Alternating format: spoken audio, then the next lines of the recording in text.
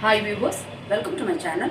இன்னைக்கு நம்ம ரொம்ப ஹெல்தியான அட் தி சேம் டைம் டேஸ்டியான ராகி மாவோட ராகியில் பண்ணுற இனிப்பு பிடி கொழுக்கட்டை எப்படி பண்ணுறதுங்கிறத பார்க்க போகிறோம். இந்த ராகி வந்து ரொம்பவே ஹெல்த் பெனிஃபிட்ஸ் ரொம்ப அதில் ஜாஸ்தி. அது வந்து பிளட் செல்ஸை வந்து ப்ரொடெக்ட் பண்ணுறது. அதுக்கப்புறம் வந்து கால்சியம் ரிச், அது டயபெட்டிஸ் வந்து கண்ட்ரோலில் வச்சுக்கிறது. அந்த ஆன்டி ஆக்சிடென்ட் இருக்குது, கால்சியம் ரிச் அது.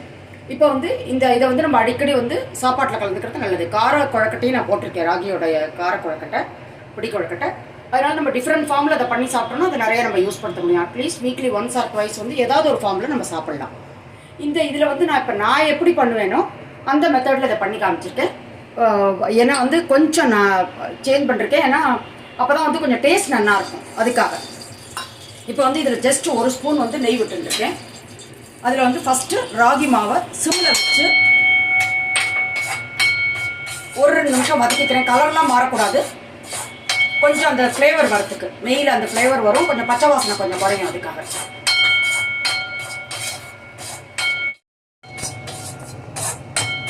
இப்போ வந்து நான் இது என்னென்ன எடுத்துட்டு இருக்கேன்னு உங்கள்கிட்ட சொல்லிடுறேன். ராகி மாவு வந்து ஒரே கப்பால் மெஷர் பண்ணுங்க. அது நீங்கள் கப்பாக இருக்கலாம், டம்ளராக இருக்கலாம், எது வேணால். ராகி மாவு ஒரு கப் எடுத்துட்டு இருக்கேன். அதுக்கப்புறம் வந்து அவல், எந்த அவல் வேணால் எடுத்துக்கலாம், சிவப்பு அவல், வெள்ளை அவல், எது வேணால். அதை வந்து நீங்கள் அது வந்து ஒரு கப் எடுத்துட்டுருக்கேன், ஈக்குவல் குவான்டிட்டி. வெள்ளம் வந்து 3/4 கப் எடுத்துட்டுருக்கேன். 3/4 கப்புங்கிறது நல்லா திதிக்கும், இதுக்கு மேலே தேவையில்லை. நீங்கள் நாட்டு சர்க்கரையாக இருந்தாலும் நாட்டு சர்க்கரையும் எடுத்துக்கலாம். அதுக்கப்புறம் தேங்காய் வந்து நான் 3/4 கப் எடுத்துட்டுருக்கேன். வெள்ளமும் தேங்காயும் 3/4 கப்பு, ராகியும் அவலும் வந்து 1 கப்பு. நெய் வந்து ஒரு நயமாக ஒரு 2 டீஸ்பூன் வந்து நமக்கு செலவாகும். இதுவும் ஆப்ஷனல் தான், நெய் இல்லாமலும் நீங்கள் பண்ணலாம். அதாவது வந்து எதையுமே வறுக்காமல் நீங்கள் டைரெக்டாக எல்லாத்தையும் மிக்ஸ் பண்ணி வெள்ளத்தை மட்டும் இது பண்ணிவிட்டு வடிகட்டிட்டு 2 ஸ்பூன் தண்ணி விட்டு வடிகட்டிட்டு அதை கலந்து நம்ம கொழுக்கட்டையாக பிடிச்சி வைக்கலாம், எதையுமே வறுக்காமல். இல்லை நீங்கள் ட்ரையாக வறுத்தும் பண்ணலாம். இது எல்லாமே உங்களுக்கு நெய் யூஸ் படுத்த வேண்டாம்னு நினச்சாங்கன்னா அப்படி பண்ணலாம். இப்போ வந்து ஒரு 2 நிமிஷம் வறுத்து விட்டேன். ராகி மாவு நல்லா வறுபட்டுருத்தோ, இந்த அளவு வறுத்தா போகிறோம். இதை வந்து ஒரு பவுலில் எடுத்து வச்சுக்கிறேன். அடுத்தது வந்து நான் திருப்பி கொஞ்சம் நெய் விட்டுண்டு அவளை போட்டு வறுத்துக்கிறேன். அவளும் ஒரு 2 நிமிஷம் வறுபடணும், கொஞ்சம் கிறிஸ்பியாக ஆகும், அந்த நெய்யோட ஃப்ளேவர் நல்லா இறங்கும். இதை வந்து நல்லா வறுத்துடலாம் ஒரு 2-3 நிமிஷம். வறுபடுறதுக்குள்ள ஒரு பாத்திரம் வச்சுட்டுருக்கேன். அதில் வெள்ளத்தை போட்டுக்கிறேன், 3/4 கப்பு வெல்லம். அதில் வந்து ஜஸ்ட்டு ஒரு 2 டீஸ்பூன் தண்ணி விட்டால் போதும். வெல்லம் கரையிறதுக்கான தண்ணியை விட்டால் போதும், நிறைய தேவையில்லை. இது வந்து வெள்ளம் ஒரு பக்கம் கரைஞ்சி இருக்கட்டும். நம்ம அதை வறுத்துட்டு இருக்கும்போது அவள் நல்லா வறுபட்டுருக்கு. இது ஒரு பிளேட்டில் எடுத்து வச்சுக்கிறேன். இது ஆறினோன்னா மிக்சியில் பவுடர் பண்ணிட்டு வரணும். அதை அப்புறம் வந்து இந்த தேங்காய்க்கு வந்து நான் ஆல்ரெடி உள்ள நெய்யோட இருக்கிறது போகிறோம். நெய் இல்லை இருந்தாலும் அந்த ஃப்ளேவரில் அதை ட்ரை ரோஸ்ட் பண்ணால் போகிறோன்னு பண்ணிருக்கேன். உங்களுக்கு வேணா இந்த ஸ்டேஜ்லேயும் நீங்கள் வந்து நெய் விட்டு நீங்கள் வந்து வதக்கிக்கலாம். தேங்காயை நல்லா கொஞ்சம் ட்ரை ரோஸ்ட் பண்ணிப்போம். இதெல்லாம் வந்து உங்களுக்கு ஆடட் டேஸ்ட்டு, ஃப்ளேவர் டேஸ்ட்லாம் கொஞ்சம் இது என்ஹான்ஸ் பண்ணுறதுக்காக நான் பண்ணிருக்கேன். அவ்வளோதான்.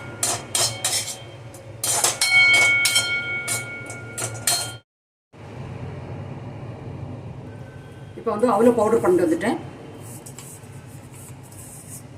அதையும் இதில் போட்டுட்டேன்.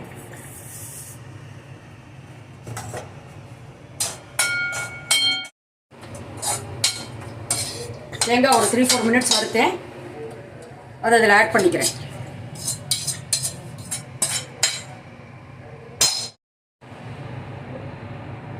இப்போ வந்து இதில் ஏலக்காய் பொடி வந்து ஒரு 1/4 டீஸ்பூன் போட்டிருக்கேன். உங்களுக்கு அந்த ஃப்ளேவர் பிடிக்காதுன்னா குறைச்சி போட்டுக்கலாம், இல்லை போடாமல் இருக்கலாம். ஆனால் இதெல்லாம் போட்டால் தான் ஒரு ஃப்ளேவர் வரும் இதில். அப்புறம் வந்து ஜஸ்ட்டு ஒரு 2 பிஞ்ச் சால்ட்டு போட்டிருக்கேன். இது வந்து பொதுவாக வெள்ளத்தோட டிஃபன், பொதுவாக டிஃபனில் எல்லாமே நீங்கள் வெள்ளம் இது சால்ட் சேர்த்து டேஸ்ட் என்ஹான்ஸ் பண்ணி காமிக்கும். அப்புறம் நான் இப்போ வந்து 2 ஸ்பூன் தான் விட்டு எப்படி ஆகிடுத்து பாருங்க. இதில் வந்து இதை விட்டுண்டு இது ஃபுல்லும் சரியாக இருக்கும். இப்போ வந்து உங்களுக்கு வெள்ளை தண்ணி வந்து சுடும் உங்களுக்கு, அதனால வந்து இதால் கலந்துக்கோங்க.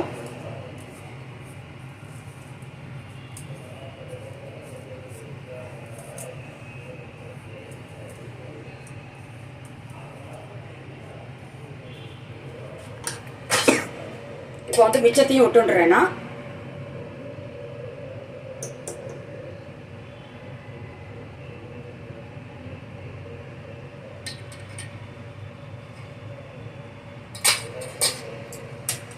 நல்லா மிக்ஸ் பண்ணிக்கலாம். நீங்கள் வந்து மிக்ஸ் பண்ணிவிட்டு ஒரு ஜஸ்ட் ஒரு 3-4 மினிட்ஸ் இதை அப்படியே மூடி வச்சிடலாம். அதுக்கப்புறமா நம்ம வந்து கொழக்கட்டை பிடிக்க ஆரம்பிக்கலாம்.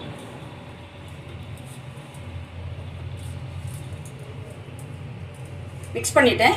இது அப்படியே இருக்கட்டும், மூடி வச்சிடுறேன் ஒரு 3-4 மினிட்ஸு.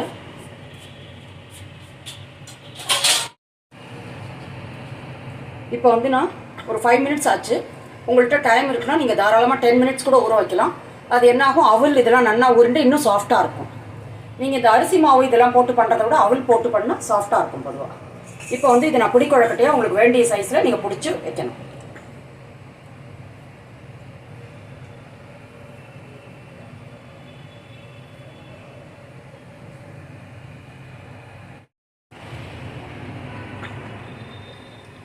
அடுப்பில் வந்து இது குக்கரை வச்சு அதில் தண்ணி விட்டு, ஆல்ரெடி தண்ணி வந்து நல்லா கொதிக்க ஆரம்பிச்சுட்டு அதுக்கப்புறம் வைக்கணும். இது வந்து நான் சொன்ன அளவுக்கு வந்து இது கிட்டத்தட்ட 100 கிராம் இருக்கும் ஒவ்வொரு ஐட்டமும். அதான் மெயின் ஐட்டம் 200 கிராம், மற்றது வெல்லமும் இதுவும் 75 கிராம் இருக்கலாம். இது வந்து 10 கொழக்கட்டை வந்திருக்கு. இப்போ நம்ம இதை மூடி வச்சுருவோம். 10 to 12 மினிட்ஸ் நீங்கள் தாராளமாக இதில் வந்து இது கொடுக்கலாம். இதில் வந்து வெயிட் போட வேண்டாம். 10 to 12 மினிட்ஸ் ஆனோன்னா மேக்ஸிமம் 12 மினிட்ஸ் இருந்தால் போகிறோம், அதுக்கு மேலே தேவையில்லை. ஏன்னா நம்ம முன்னாடியே வறுத்துருக்கோம், அதனால் வந்து இது சரியாக இருக்கும். அதனால் 10 to 12 மினிட்ஸ்க்கு அப்புறம் நம்ம பார்க்கலாம் இதை திறந்து.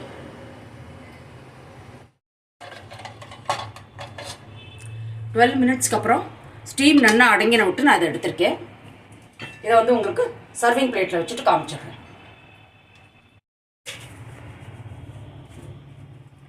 இப்போ வந்து நம்மளோட டேஸ்டியான ஹெல்த்தியான ராகியோட இனிப்பு பிடி கொழக்கட்டை வந்து ரெடி ஆகிடுது. இது இந்த மெத்தடில் வந்து பண்ணுறது வந்து உங்களுக்கு டேஸ்ட் வந்து ரொம்ப நல்லாயிருக்கும். இதை வந்து அரிசி மாவு கலந்து பண்ணலாம். ஆனால் அரிசி மாவு கலந்து பண்ணுறது வந்து கொஞ்சம் ஹார்டாக இருக்குது கம்பேரிட்டிவ்லி. இது வந்து ரொம்பவே சாஃப்டாக இருக்குது, ஆறுனவுடனே நல்லா சாஃப்டாக இருக்குது. அதனால இந்த மெத்தடில் நீங்கள் கட்டாயம் பண்ணி பாருங்க. இந்த ரெசிபி அப்படி உங்களுக்கு யூஸ்ஃபுல்லாக இருந்தால் என் சேனலை லைக் பண்ணி, ஷேர் பண்ணி, சப்ஸ்கிரைப் பண்ணுங்க. மீண்டும் ஒரு நல்ல ரெசிபியோடு நான் உங்களை மீட் பண்ணுறேன். Until then take care. Thank you.